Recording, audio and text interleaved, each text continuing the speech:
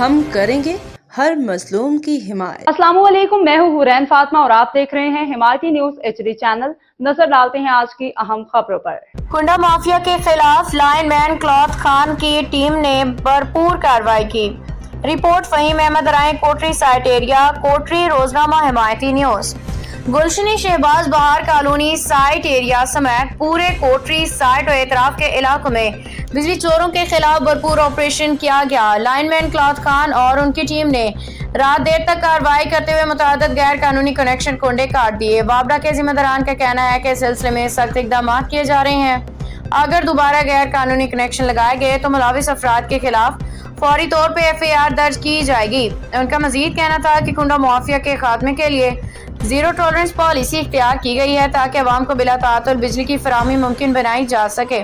इलाका मकीनों ने भी इस ऑपरेशन को सराहते हुए कहा कि बिजली चोरों के खिलाफ कार्रवाई न सिर्फ जायज बल्कि इससे लाइन लॉसेस में कमी और अवाम को बेहतर सहूलियात मुयस्सर आएंगी।